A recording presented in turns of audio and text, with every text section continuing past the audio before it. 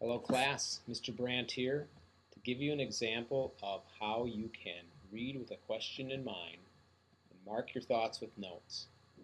So on the screen right now you can see my question timeline, which looks a lot like yours, and I have my significant question written down. How can games improve learning in school? So now what I want to do is go to my article and start reading with that question in mind. So here's my article. I found this online, and this is part of the article with a headline of New Technologies, New Learning. And this is kind of a advanced article. This was written by researchers from a foundation, so it might be difficult for some of you to read, so I'm not going to read it to you, but instead I'm just going to show you the notes I took when I read through it. And they're marked here by these sticky notes here that pop up when I scroll over them. So I read my first paragraph here, and I made a note where they talk about how games can help us teach new stuff in new ways. And so my note here was, so games aren't necessarily meant to replace old ways of teaching. They are better used to teach ideas or skills that aren't currently being taught. And I thought that was pretty interesting. So I went back here to my worksheet, or my question timeline, and I came up with this new question. What are the educational benefits of games? So I go back to my article, and now I have another question I can keep in mind, and that is, what are these educational benefits? And this seems to be telling me that they can teach us new stuff. Well, I kept reading. And in this paragraph here, it was kind of difficult for me to understand it, so I went ahead and used the strategy of the three-word summary. And so in this note, I came up with the summary, kids know games. And that's what this paragraph is about, the fact that you already know games, or many of you know games already, and so you don't have to be taught how to play them. In fact, there's an interesting statistic here that says the average 8th grade boy will play video games for about 23 hours a week. And the average girl plays about 12 hours a week. So girls, you play games too. Now here I have a little bit of information about a game that I have heard of called Civilization 4. And I wrote a note here. And here it gives some of the benefits of this game. Civilization can teach students terms of history, geography, learn the principles of history, and increase interest in history.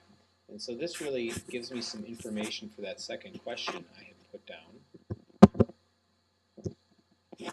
What are the educational benefits of games? And so I now know some of the specific things about Civilization 4. So back to my article here.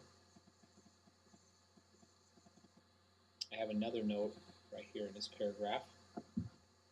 And I've written down that here in this paragraph is an example of what was stated earlier. Even though a game might not be useful for teaching an English standard, it will develop higher order thinking skills. So this is an example of one of those new skills that they talked about. And I'm going to go back to my question sheet now. And I'm going to type in this new question here, having to do with higher order thinking skills. How do games develop higher order thinking skills? And I'll move this up a little bit closer there. So now I have three questions now that have developed from my reading. Go back to my article. This is now talking about World of Warcraft, and it's giving some of the features of this game.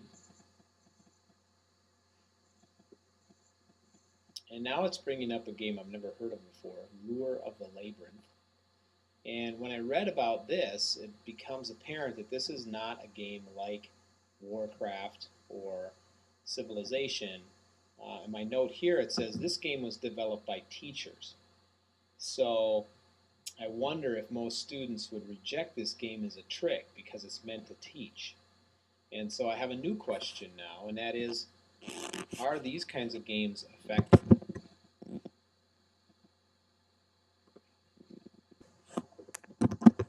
How effective are games made to teach?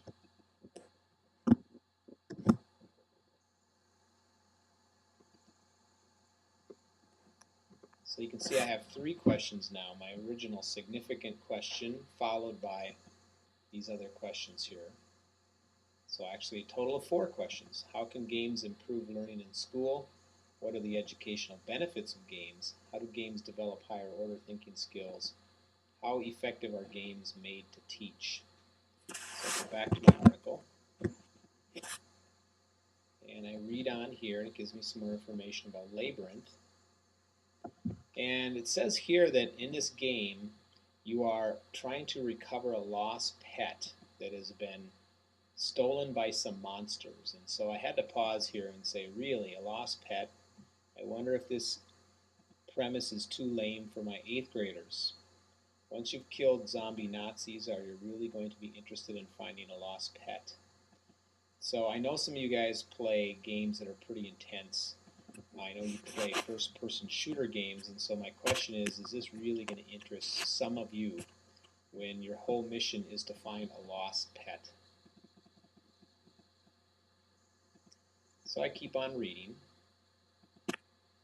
and here it tells me that in order to free my pet, I have to learn algebra. So I'm wondering, is the storyline of a lost pet motivating enough to find or to learn algebra? Are you really going to care enough about your lost pet to solve an equation so that you can get your pet back? This paragraph here is a difficult one, so I did another 3-word summary. And this whole paragraph is a game of puzzles. And so this explains what they call the central mechanic of the game, and that is you're solving puzzles. Now I thought this was kind of interesting, this feature here, where you're in communication with teammates. I thought this is a good feature. I believe most people enjoy games because of the social interaction. What fun is it to find your lost pet and have no one there to celebrate with you? And at the end of this article here, I'm left with the big question. Will students play games knowing they are learning school subjects? If students are only willing to be entertained by a game, can they be part of standards-based learning? Can the game be part of that? And so that's where I've left off on this article. Lots of questions, lots of notes. And I have 4 big questions here. I could probably add a few more if I go back to my article. And so I think what you've seen is when I read and think, I come up with questions that I add to my question timeline. And I also come up with notes that I am putting into my actual document that I'm reading. All right, so remember, your goal is to come up with as many questions as you can by Friday. And I'm going to ask you to choose 2 of your questions and show me your notes, show me your thinking that you developed from those 2 questions. And you'll have time to do this Friday. So today and Thursday, you just want to dive into your topic and find out as many things as you can. Good luck. I can't wait to see your thinking.